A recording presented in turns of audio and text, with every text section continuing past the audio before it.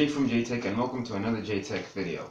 Now I've noticed it's been a while since I did a video of myself talking to you guys in the camera, so this is the first time in like 2 videos I've done this, and I hope everyone's excited for that. In today's video I will be talking about the Lightwave 2418 mouse that I recently got for my setup a couple of months ago. So this mouse I showed you guys in the JTech setup update video, which you can see in the link above me right now, and I didn't give it a lot of thanks. At the time I thought it was a really tiny mouse that didn't do the job.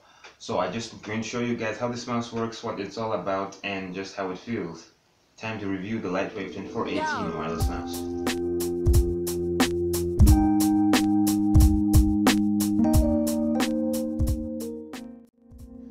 So at first glance, the size of the Lightwave 2418 mouse was obvious. It looked very small, even from outside of the box. At first I thought it was just an optical illusion, but this is a really small mouse for operation. It comes with the regular buttons, left, right, scrolling, and DPI. It doesn't come with the fancy multimedia or gaming buttons, as this is not a gaming mouse.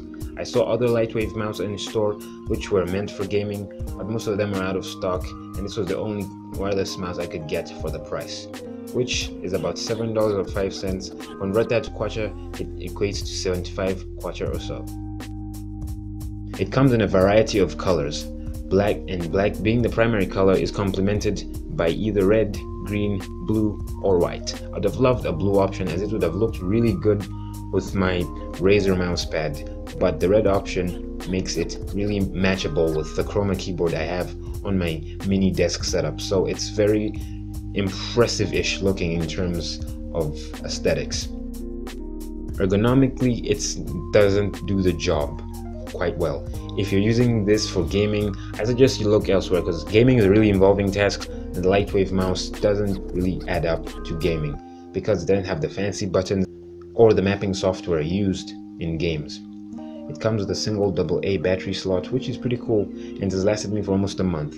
It depends on which battery company you use, whether it's Energizer or Duracell, but whichever battery you use, especially those two, it could last for at least 2 months or so, depending on how you use this mouse. Seeing as this is a wireless mouse, it's important to know that there is going to be a DPI button, which many people tend to ignore, but I'm going to explain for you what that button does. It comes in 3 mouse movement settings. The first one being the normal DPI setting, or the slow mode, usually moves the mouse in a rather lagged way that will suit most first-time computer users. The second option, which is my favorite option, is a second high or medium DPI speed mode, which makes sure the cursor moves about the UI in a much more faster way than the previous version. The third option, which I would have loved to use for gaming, but sadly I have a crappy laptop to show for it, is the gaming speed setting, or the highest DPI setting, which means that you don't really have to move your mouse about on your mouse pad, and it just makes sure that the cursor touches almost every part of the screen on your UI. So that's a very good thing to know about the Lightwave 2418 mouse, or just about every other wireless mouse there is on the planet. My verdict on this mouse is that, well, it's a first-time mouse that will do the job for most people. It's doing the job for me right now, and I can't really complain about it. I would have loved it to be larger. Would I recommend it to everyone out there? No, it's not a mouse for everyone. If you have really small hands and you think that gaming mice are too overbearing for your liking, this is a mouse to go for. If you have medium-sized hands, this mouse will do the job for most, but I see you upgrading like the way I'm going to upgrade sooner or later. So that's a Lightwave 2418 mouse, everyone. So thanks guys for watching this video. I hope you like this video, and subscribe to this channel for more videos like this.